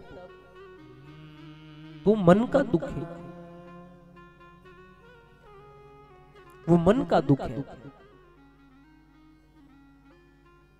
लाख पिता के पास हजारों रुपए हैं, लाखों रुपए हैं, करोड़ों रुपए हैं, लेकिन वो रुपए अगर मन का दुख नहीं मिटा पा रहे तो वो रुपया वो रखा हुआ किस का? मन तो दुखी है, मन का दुख नहीं मिट पा रहा है।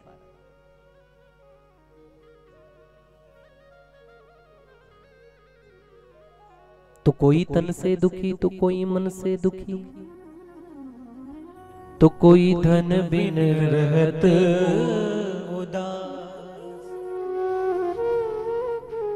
और जिसके पास धन नहीं है वो विचार करता है कि आज अगर मेरे पास धन होता तो मैं भी धर्म करता, मेरे पास धन होता तो मैं भी गौ माता की सेवा करता, मेरे पास धन होता तो मैं भी कहीं सत्संग में देता, मेरे पास धन होता तो मैं यहाँ लगा देता, मेरे पास धन होता तो मैं गौ माता के लिए ये चीजें बनवा देता, मेरे पास धन होता तो गौ माता के लिए मैं गुड़ पहुंचा देता, मेरे पास धन होता तो शायद मैं आज जीवन गौ माता की सेवा के लिए कुछ कर पाता। ये व्यक्ति सोचता है कौन? जिसके पास धन नहीं है वो उदास होकर ये सोचता है और भगवान से मांगता है, उदास होकर सोचता है और वो भगवान से मांगता है कि कोई तन से दुखी तो कोई मन से दुखी तो कोई धन बिन रहत उदास। कोई तन से दुखी है तो कोई मन से दुखी तो कोई धन के बिना उदास घूम रहा है। तो फिर सुखी कौन है? तो सुखी कौन है? तब क्या कहा कि थोड़ा थोड़ा सब दुखी और सुखी राम का दास। थोड़ा थोड़ा इस संसार में सभी दुखी हैं। कोई दावे के साथ नहीं कह सकता है कि हाँ मैं सुखी हूं। कोई कह सकता है क्या? कोई कह सकता है?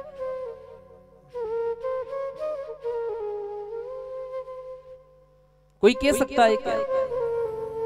घर जाओ तो कि नमक खत्म हो गया, घर जाओ तो कि मिर्ची खत्म हो गई, घर जाओ तो कि आटा खत्म हो गया, घर जाओ तो कि दाल नहीं है, दाल लेके आना।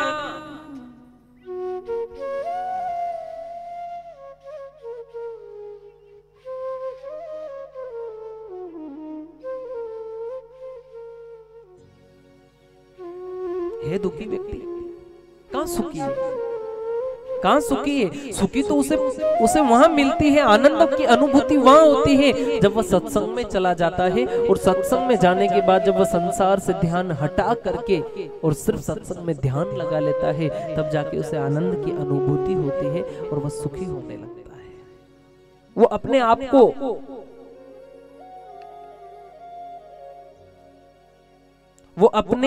को बड़ भागी समझने लगता है। वह अपने आप को सौभाग्यशाली समझने लगता है कि आज का मैंने सत्संग सुन लिया ना, तो बस आज का दुख तो मेरा मिट गया। पर कब? जब इस कान से सुनकर यहां तक उतार ले, तब नहीं यहां से यहां। किसी व्यक्ति ने पूछा कि एक बात बताओ तो कि हाँ सुनाई तो एक कान से भी देता है, तो भगवान ने दो कान क्यों दिए? सुनाई तो एक कान से भी देता है, अगर एक कान खराब हो जाए तो एक कान से सुन, तो कि भगवान ने दो कान दिए क्यों? एक कान से सुनाई देता तो भगवान को एक और देने की जरूरत क्यों थी? तो एक महापुरुष ऐसे बैठे हुए थे, उन्होंने कहा दादा तू पागल है। तो क्यों? तो कि एक कान तो इसलिए दिया कि सुनना है, दूसरा कान इसलिए दिया कि सुन के निकाल दो।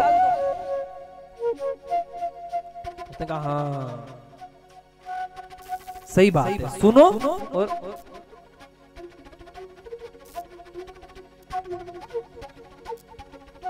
और यही हो रहा है। सुनी तो है पर इधर से, और वास्तविकता ये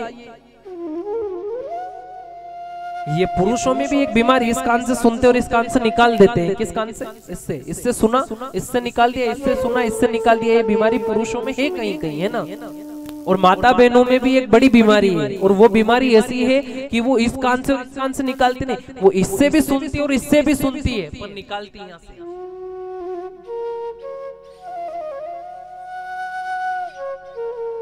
सुनेगी सब, काम कितना भी कर लेगी, लेकिन जब ये चलती है ना तो किए हुए काम पे भी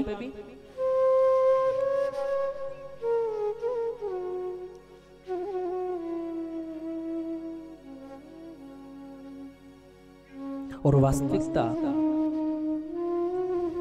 कथा अगर श्रवण करना है तो वो हृदय तक उतारना जरूरी है।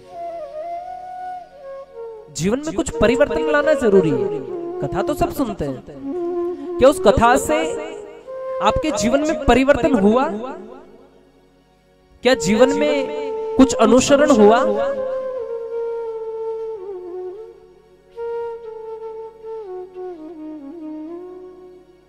नहीं तो कहीं ऐसा भी होता है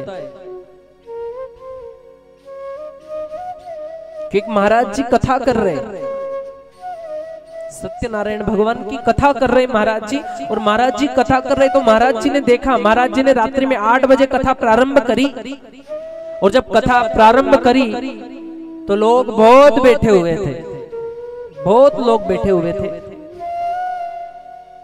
महाराज जी ने देखा कि 9 बज गई है, देखा लोग तो गए नहीं है कथा चलने, तो लोगों को कथा बहुत अच्छी लग रही है। थोड़ा समय और हुआ, लोगों ने सोचा कि महाराज जी कथा पता नहीं कब पूरी करेंगे, तो पीछे पीछे से खाली धीरे धीरे। महाराज जी ने देखा 10 बज गई रात की 10 बज गई है, और रात की 10 बजी, और वन टाइम भी देखियो तो कहीं तो कि पांडाल में 2-4 लोग है, कथा में हमें 2-4 लोग बैठा है 10 बजे। 11 बजे देखा महाराज जी ने क्या देखा कि सब तो उठ के गए, सिर्फ एक माँ साहब बेटे, एक डोकरी बेटी, बस बाकी सब। 5वां अध्याय पूरा हुआ और महाराज जी ने माँ साहब से कहा, वाह माँ साहब धन्यवाद हो, बहुत बढ़िया बहुत बढ़िया। तो क्यों, तो कथा का आनंद तो आपने ही लिया, आपने पूरी कथा सुनी है, मतलब किसी को कथा अच्छी नहीं लगी, आपको ही कथा अच्छी लगी। डोकरीन का महाराज जी रहने दो, ये कथा आपके पास रखो, आपकी कथा आपके पास रखो। मैं कोई कथा उड़वा नहीं आई थी, तो कहा तो के कथा आता तो छोड़ो ने मुंह अटे पड़ोस में रू, तो ई गर्दनी मारे घर थी आपके विचार ते गादी मांगीन लाया था, तो गादी आपके हेठे, तो या दो तो उठीन जाऊं।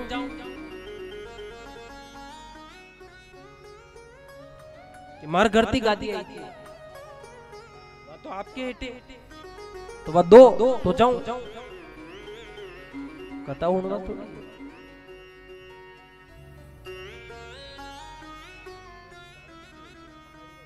यहाँ किसी की भी नहीं है ना।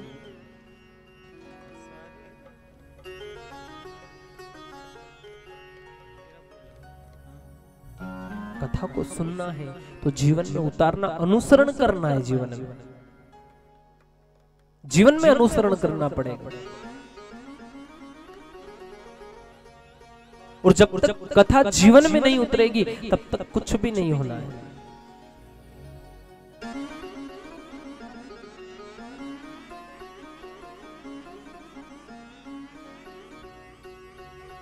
भगवान का भजन भाई मीरा ने किया था, भाई मीरा ने भगवान का भजन किया था, भगवान का कीर्तन किया था, भगवान का सत्संग किया था। भाई मीरा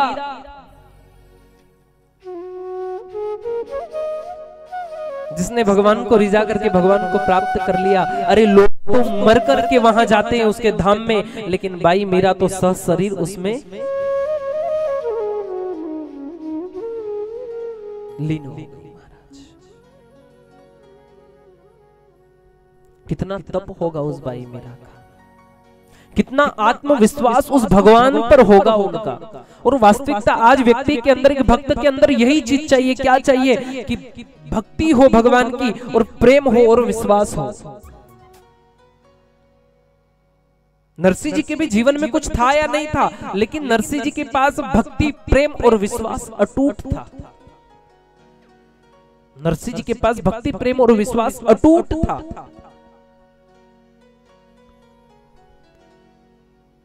धन्ना भगत के पास भक्ति, प्रेम और विश्वास अटूट था। भाई मीरा को अपने भगवान पर विश्वास अटूट था। यानी क्या सोचती थी कि शायद दुनिया की सारी चीजें नाशवान हैं, अगर जीवन में कोई स्वीकार कर पाएगा तो वो सांवरिया सेठ स्वीकार कर पाएगा। यही जीवन में था, स्वीकार करेगा तो सांवरिया सेठ करेगा।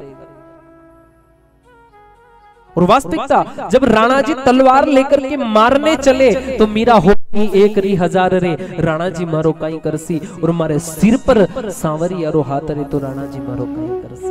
अगर मेरे सिर पर सांवरिया सेठ का हाथ है तो किसी की मजाल नहीं है तो कोई बाल भी बांका कर पाए। ये बाई मीरा सोचती थी और बाई मीरा कहती थी, हमारे सिर पे सांवरिया रो हाथ रणा जी मारो काई करसी मारे सिर पे सावरिया रो हाथ रणा जी मारो काई करसी सिर पे सावरिया रो हाथ राणा जी मारो कई करसी हो काई करसी रे मारो काई करसी काई करसी रे मारो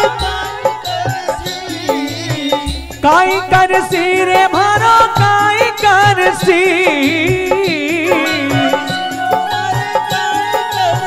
हमारे सिर पे सवरिया मारो काई करसी हमारे सिर पे सवरिया राणा जी मारो काई करसी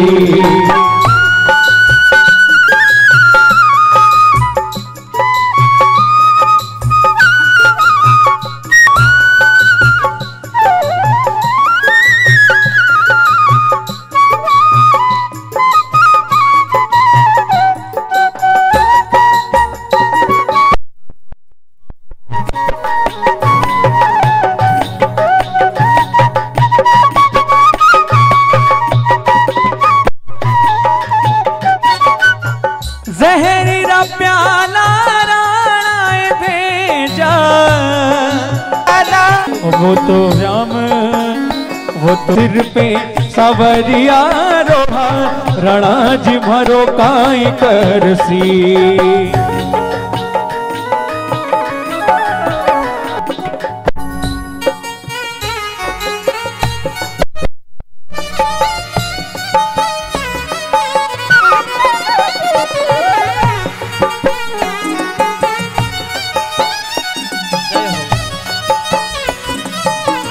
बोलिए सावरिया।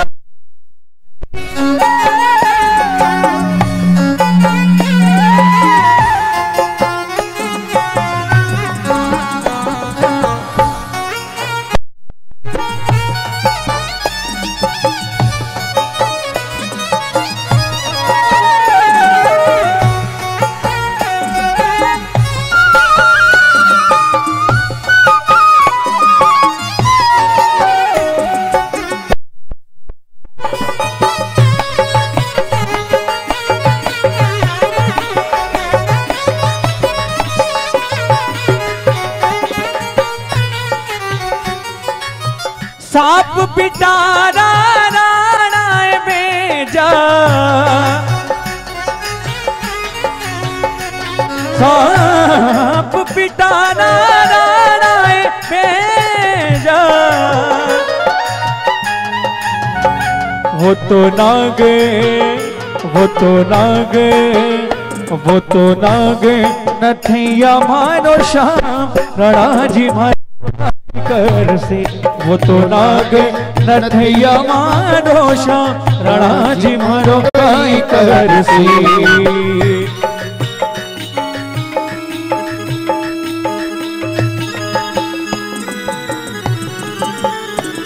सावरिया रो हाथ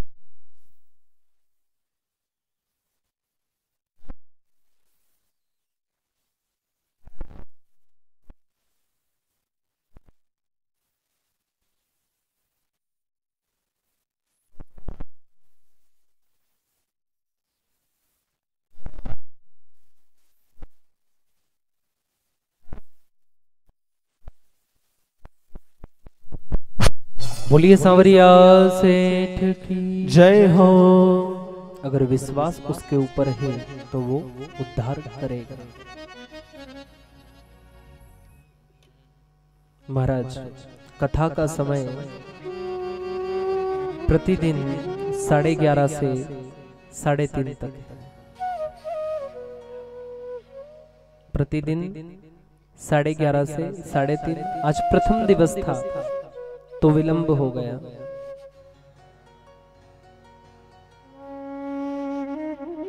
कल पुनः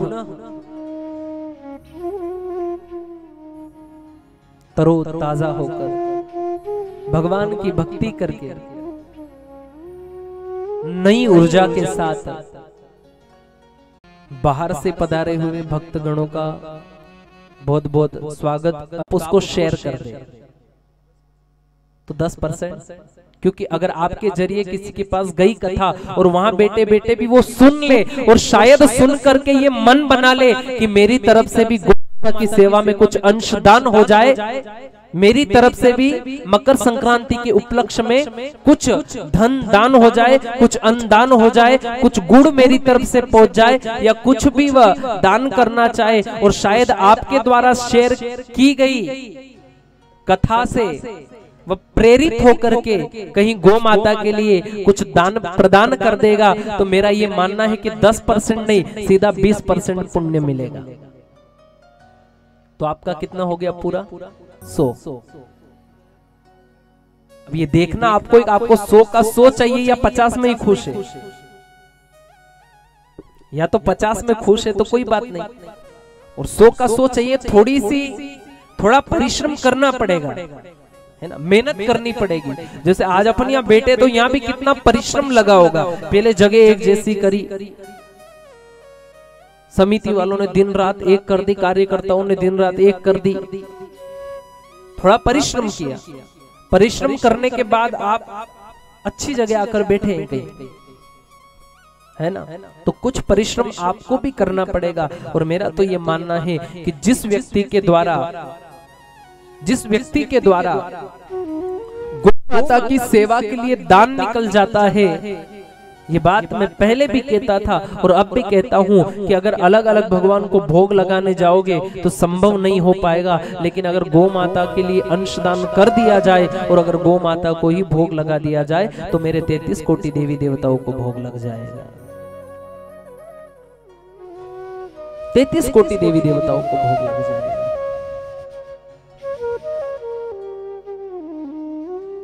और आज का जमाना सोशल मीडिया का जमाना है, मोबाइल सबके पास है,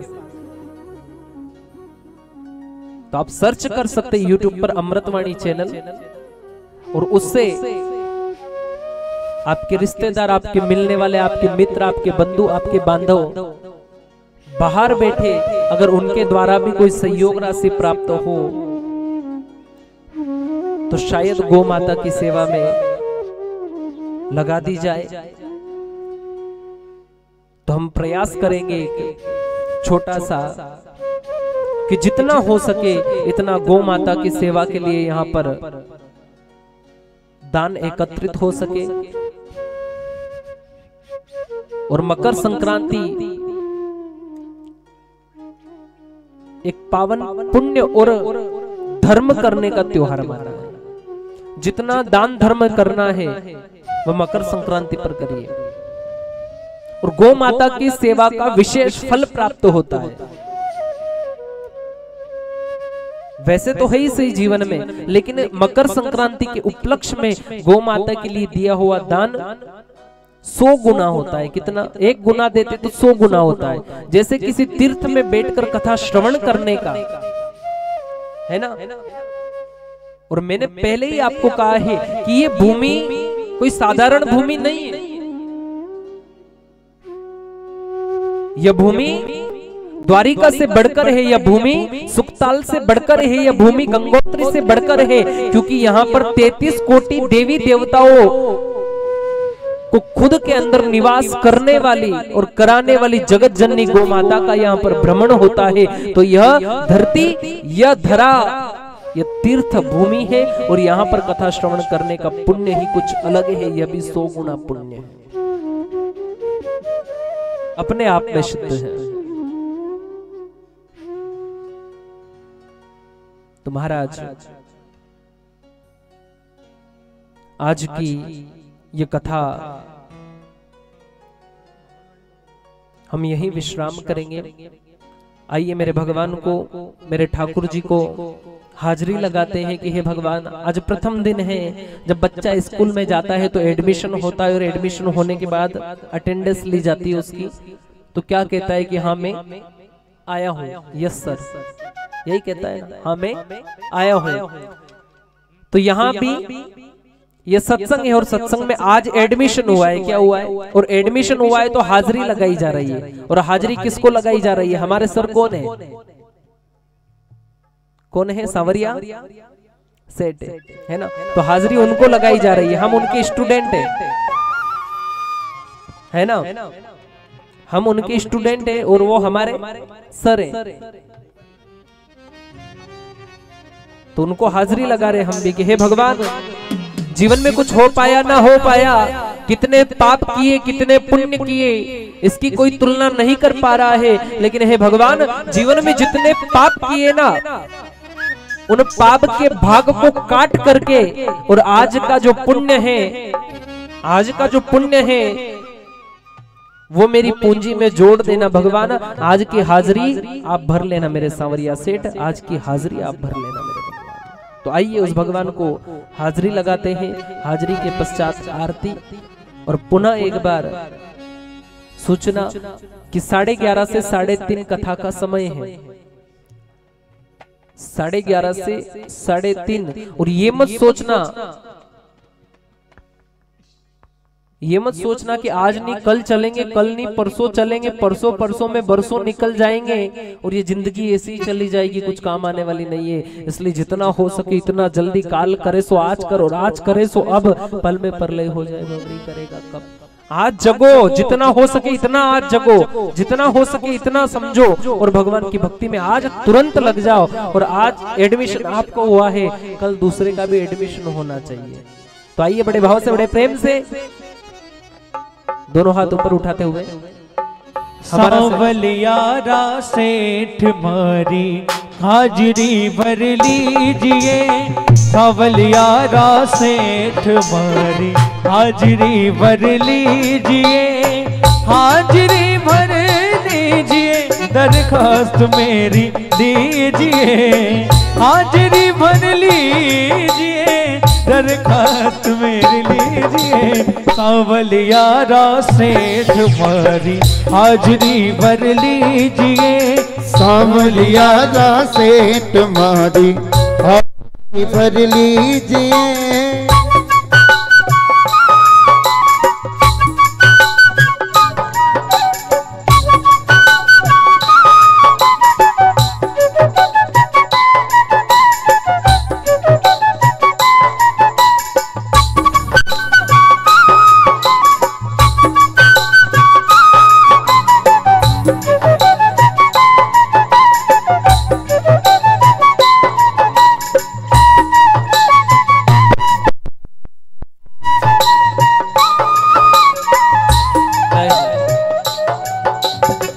दुखिया भी आवे सांवरा, सुखिया भी आवे, दुखिया भी आवे सांवरा, सुखिया भी आवे, दुखिया भी आवे सांवरा, सुखिया भी आवे, दुखिया भी आवे सांवरा, सुखिया भी आवे।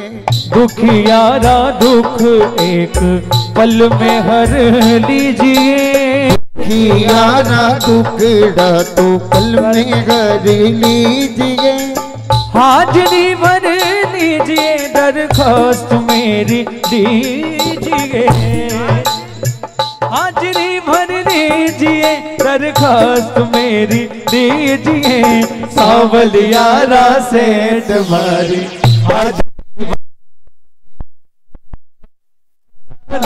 तुम्हारी हाजिरी भर लीजिए।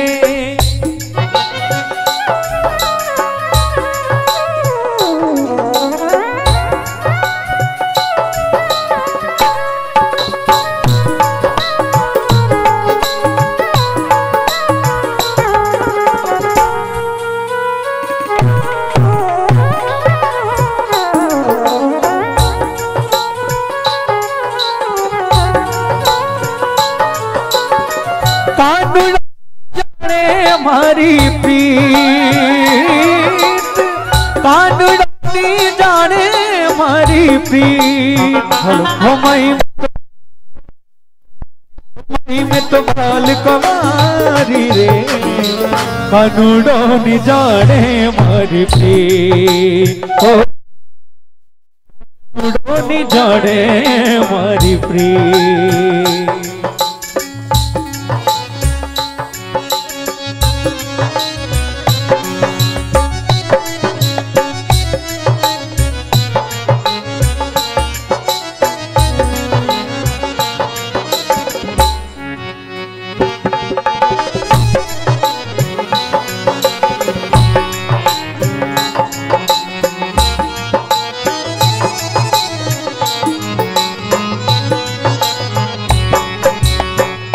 मैं तो जमुना, मैं तो जल जमुना, मैं तो जल जमुना भगवान ज्ञाता बाला, मैं तो जल जमुना भगवान ज्ञाता बाला, कानूड़ उछाड़ो ठंडो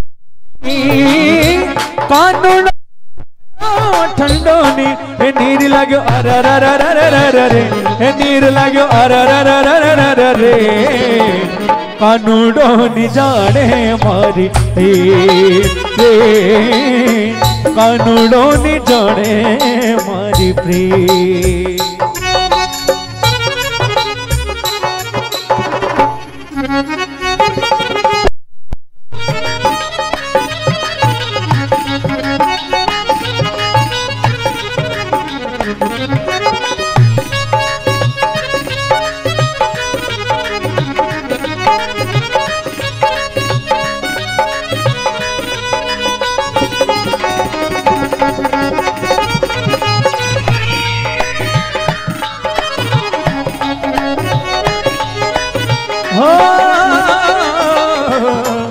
मैं तो मेरा गण कान्हा, मैं तो मेरा गण कान्हा, मैं तो मेरा गण कान्हा, मैं तो मेरा गण कान्हा, मैं तो मेरा गण मेरा गण मेरा गण मेरा गण, मैं तो मेरा गण कान्हा थाने तो नाम धीरे, मैं तो मेरा गण कान्हा थाने तो नाम धीरे, कान्हुड़ो बालू ने छूटी छा, कान्हुड़ो बालू ने छूटी छा, हो छापनुती धर हो छापनुती धर कानूड़ो नि जाने मारी प्रीत, कानूड़ो नि जाने मारी प्रीत।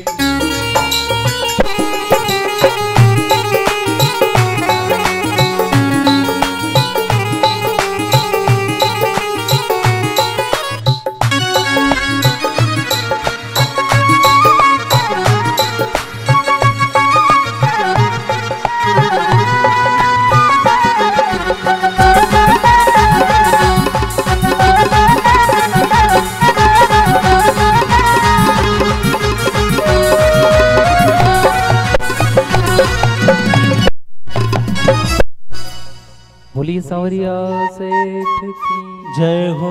हमारा सेठ सावरिया सेठ, हम सबका सेठ, सावरिया सेठ, आपका सेठ, सावरिया सेठ। बोलिए सावरिया सेठ की जय हो।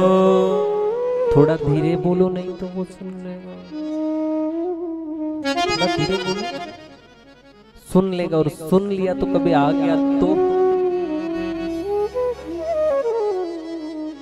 आ गया तो थोड़ा धीरे बोलो सावरिया सेठ जय हो। हाँ, उल्टे चलते हो। बोली सावरिया सेठ की जय हो। बोली सावरिया सेठ की जय हो। आरती के लिए अपने यथा स्थान पर खड़े हो जावे।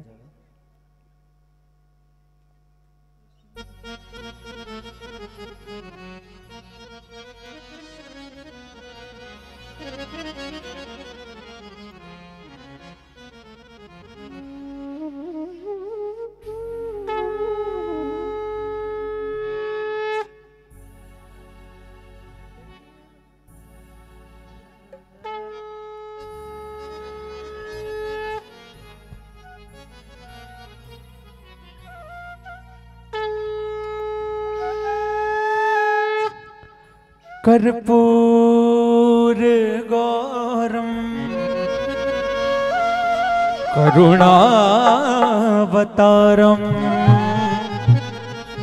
संसार सारम भुजगेन्द्रहारम सदा वसंतम हृदयारविंदे भवं भवानी सहितं नमामि। आरती गैया मैया की दुलारी कृष्ण कन्हैया की। आरती गैया मैया की कृष्ण कन्हैया की।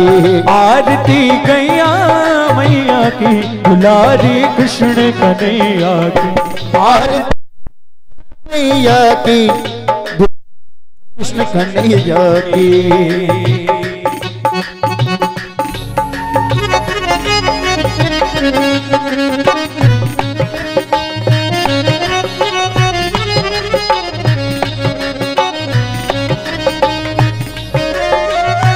श्री राधे जय हो। हरि बोल जय हो।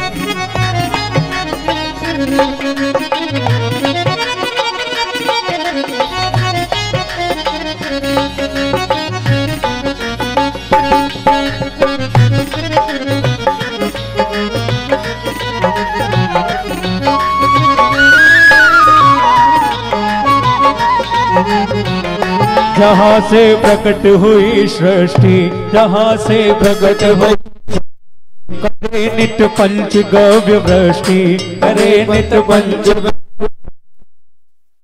रखती समृद्धि सकल पर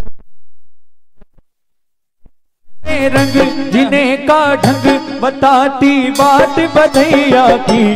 आरती गैया मैया की।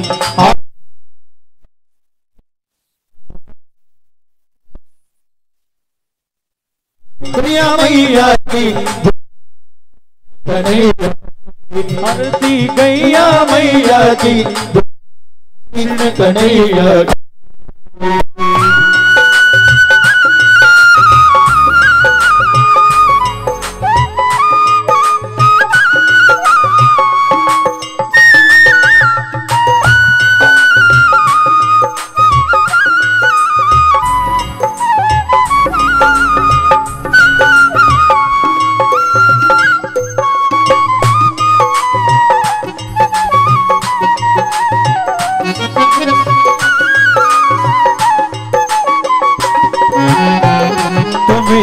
अमृत की नाभी हो अमृत की नाभी। समन करती हो विष का भी, समन करती हो विष का भी। तुम्हारी मूरत ममता की, मूरत ममता की। तुम्हारी झलक रहे ना अलग, चले पदनाग नथैया की।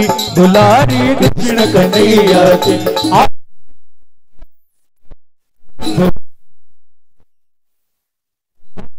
गैया मैया की दुलारी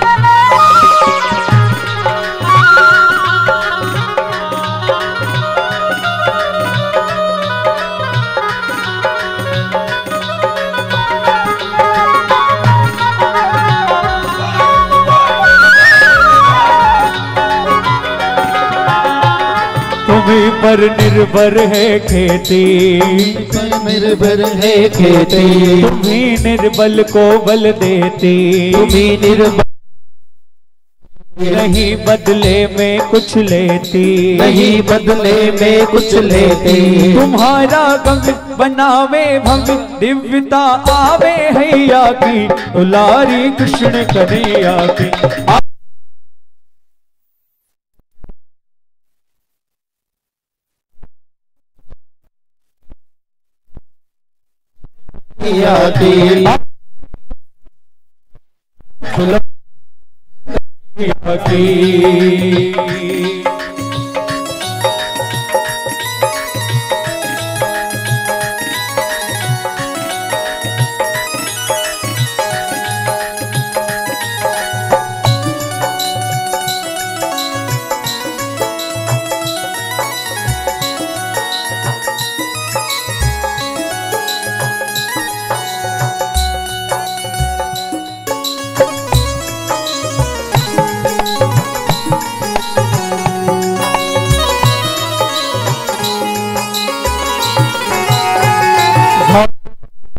तुम्ही करती, भागवत तुम्ही दुखियों के दुख हरती, तुम्ही से सुखी है धरती, तुम्ही से सुखी है धरती। तुम्ही हो संत करो दुख अंत, दिव्यता आवे हैया की, दुलारी कृष्ण कन्हैया की।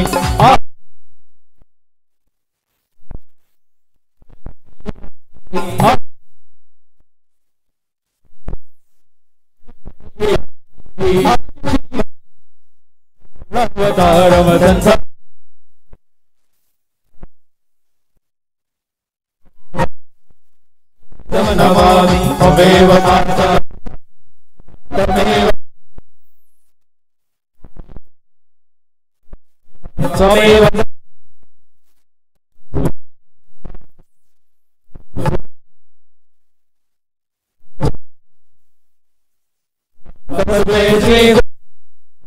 सभी के दोनों हाथ ऊपर, पांडाल में जितने भी खड़े हैं सभी के दोनों हाथ ऊपर, मीठी मीठी तालियों के साथ में हरे राम हरे राम हरे हरे।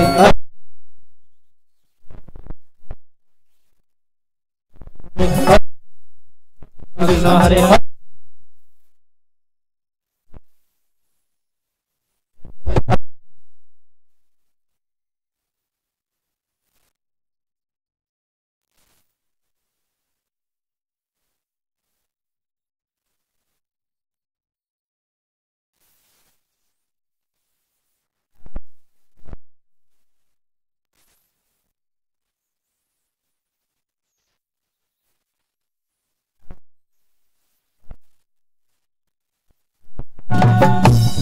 आरोर्तिकम् सद्लीकरणम् पुष्पे देवाधिवन्दनम् आत्माधिवन्दनम् देवाधिवन्दनम् तमन्त्र पुष्पाञ्जलिं हरि ओम जग्नेन जग्नमय जन्त देवास्तानि धर्माणि प्रथमान्यः सन्नो देहनागं महिमानः सजन्द्रपूर्वे साध्याः सन्ति देवाः हरि